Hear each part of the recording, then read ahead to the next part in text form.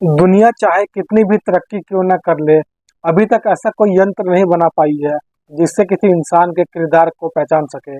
काश कि कोई ऐसा यंत्र होता तो इस दुनिया में कोई भी इंसान एक दूसरे को धोखा नहीं दे पाता, क्योंकि इंसान को जब धोखा मिलता है वह पूरी तरीके से टूट जाता है और फिर कुछ ऐसा कदम उठा लेता है जिसकी वजह से न जाने कितनी जिंदगियां बर्बाद हो जाती हैं। आज की भी कहानी में कुछ ऐसा ही होता है।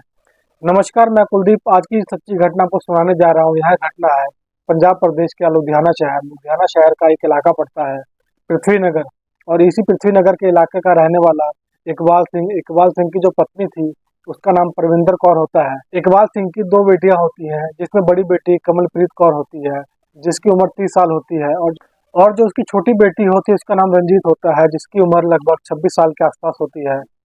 इकबाल सिंह जो है वह दुबई में रहकर नौकरी करता था और अपनी बड़ी बेटी की शादी कर चुका था। कमलप्रीत कौर के पति का नाम गुरमीत सिंह है, जो कि बलदेव नगर का रहने वाला है। कमलप्रीत की लगभग 10 साल पहले शादी हुई थी। कमलप्रीत की भी दो बेटियां होती हैं, लेकिन कुछ महीने पहले ही उसके पति की मौत हो चुकी है। कमलप्रीत के पति जब इस दुनिया को छोड़कर चला जाता है उसके बाद से कमलप्रीत बड़ी मुश्किल से अपने बच्चों की परवरिश करती है। बात कर रहा हूँ मैं 4 अप्रैल दोपहर के करीब 12 बजे के आसपास। कमलप्रीत अपने घर से स्कूटी लेकर निकलती है, पर देर शाम तक जब वह घर पर वापस नहीं आती है, उसकी दोनों बेटियां अपनी मां के नंबर पर फोन करती हैं। रिंग तो जा रही थी लेकिन कमलप्रीत फोन नहीं उठाती है। काफी बार फोन करने के बावजूद भी जब फोन नहीं उठाती है, जो कमलप्रीत की दोनों बेटियां थी वह सारी बातें अपनी नानी परमिंदर कौर को बताती हैं। परमिंदर कौर भी अपनी बेटी के नंबर पर फोन करती है, पर जैसे ही 2 घंटे का समय गुजरता है, कमलप्रीत का जो मोबाइल था वह स्विच ऑफ हो जाता है। उसके बाद से परमिंदर कौर के जितने भी जानने वाले रिश्तेदार होते हैं सबके सबके नंबर पर फोन करती है और अपनी बेटी के बारे में पूछताछ करती है, पर इसके बावजूद भी कमलप्रीत के बारे में कुछ मालूम नहीं चलता है। और देखते ही देखते पूरी रात गुजर जाती है। अगली सुबह तक जब कमलप्रीत कौर अपने घर पर वापस नहीं आती है, जो उसकी माँ होती है वह नजदीकी थाने में जाती है और उसकी गुमशुदा की रिपोर्ट दर्ज करा देती है। पुलिस जब गुमशुदा की रिपोर्ट दर्ज कर लेती है उसके बाद से पुलिस भी कमलप्रीत कौर को हर जगह ढूंढना शुरू करती है। पुलिस अपनी तमाम कोशिश कर लेती है। यह लगभग 2 दिनों का समय गुजर जाता है, पर इसके बावजूद भी कमलप्रीत के बारे में कुछ मालूम नहीं चलता है। पर जैसे ही 2 दिन का समय गुजरता है और आखिरकार 2 दिन के बाद 6 अप्रैल को कमलप्रीत का जो मोबाइल होता है वह ऑन हो जाता है। पुलिस जब उसके मोबाइल पर फोन करती है तो फोन एक व्यक्ति उठाता है जिसका नाम सुरेंद्र होता है। सुरेंद्र जब पुलिस से कमलप्रीत के बारे में पूछताछ करती है तो सुरेंद्र कहता है कि साहब, मैं किसी कमलप्रीत को नहीं जानता। दरअसल मोबाइल मेरा भी नहीं है।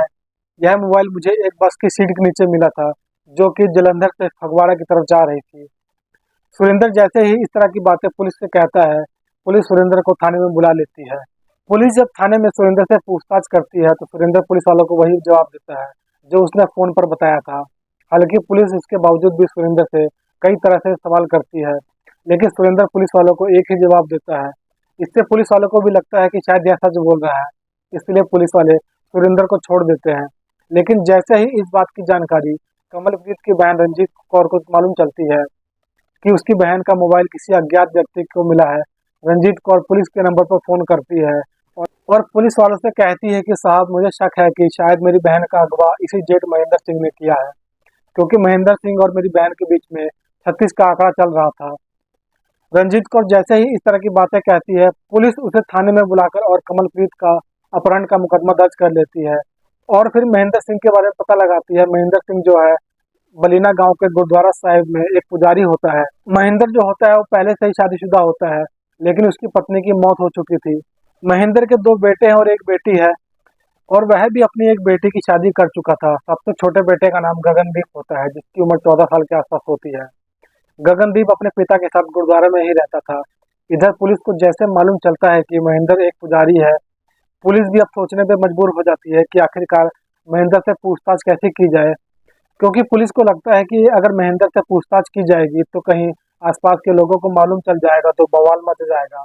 इसलिए पुलिस और महेंद्र के बारे में जाकर के कमलप्रीत की दोनों बेटियों से पूछताछ करती है। कमलप्रीत की दोनों बेटियां पुलिस को बताती हैं कि साहब, जिस वक्त मेरी माँ घर से निकली थी दरअसल वो अकेली नहीं थी, बल्कि जो महेंद्र अंकल है उनका बेटा गगनदीप था, वो उनके साथ था।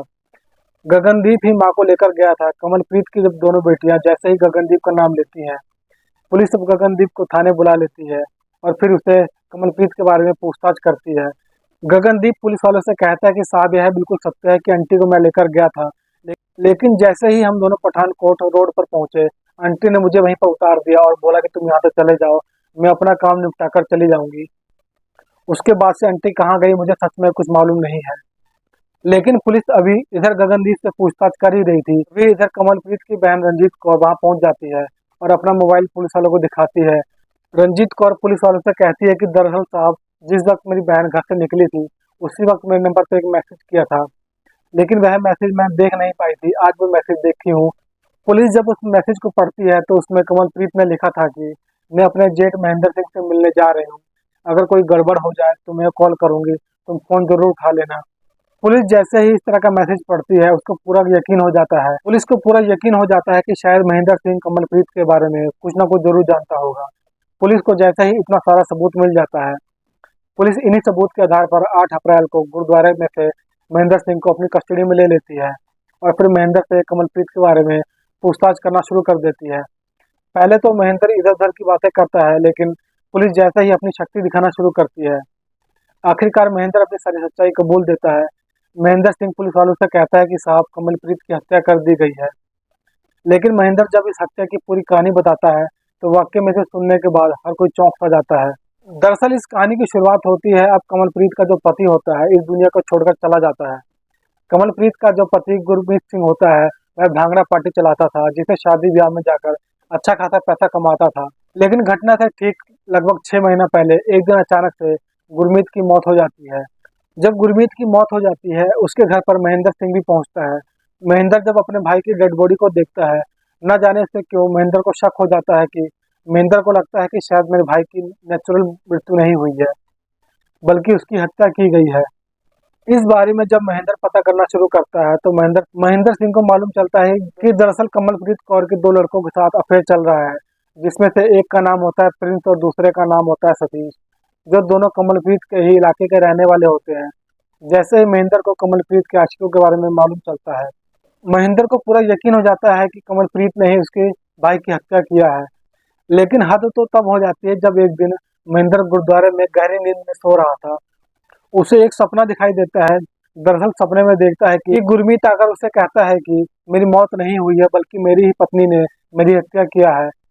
जैसे ही इस तरह का वह सपना देखता है, अब उसे महेंद्र को पूरा यकीन हो जाता है कि अब महेंद्र को पूरा यकीन हो जाता है उसके उसके बाद से महेंद्र कमलप्रीत और उसके दोनों आशिकों को इस दुनिया से हटाने के बारे में सोचने लगता है।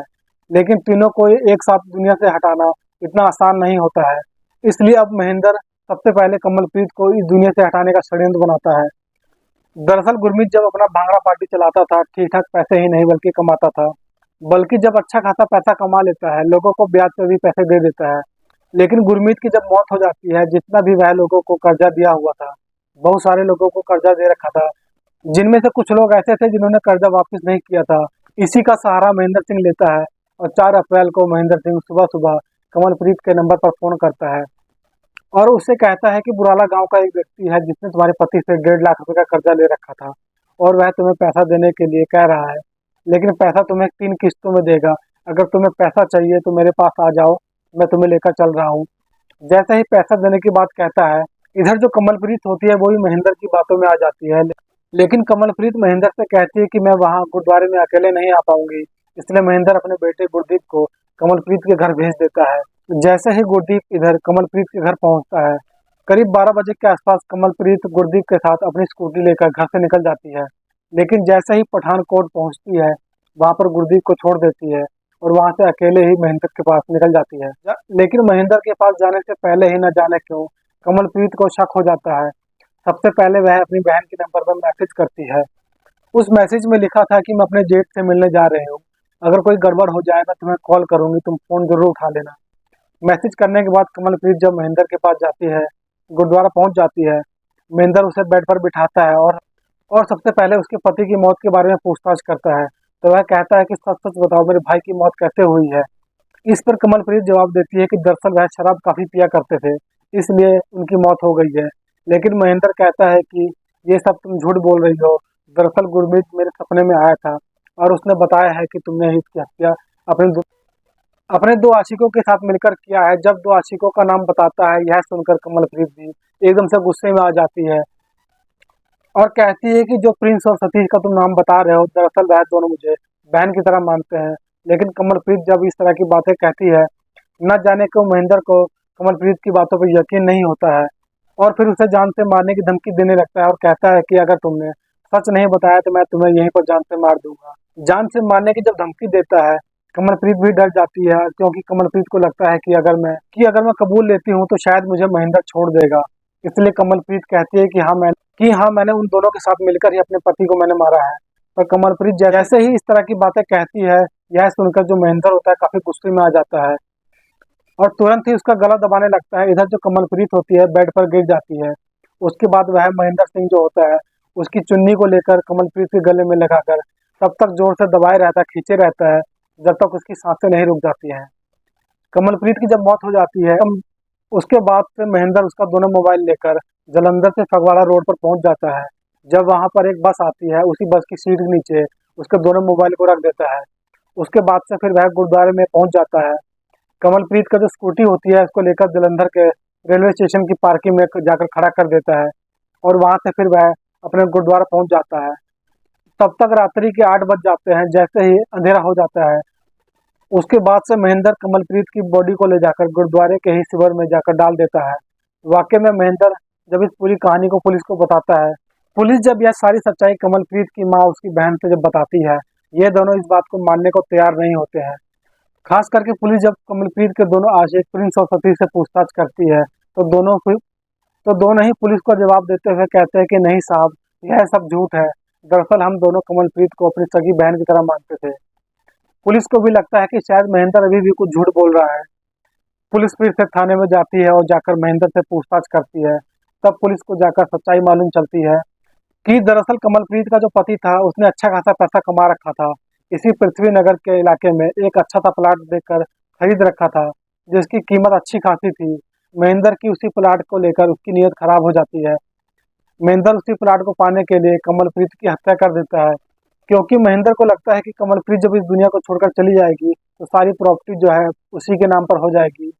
वाकई में महेंद्र जब इस पूरी कहानी को पुलिस को बताता है, पुलिस उसे अपनी कस्टडी में ले लेती है। अगले दिन उसे जिला अदालत में पेश करती है जहां से उसे जेल भेज दिया जाता है।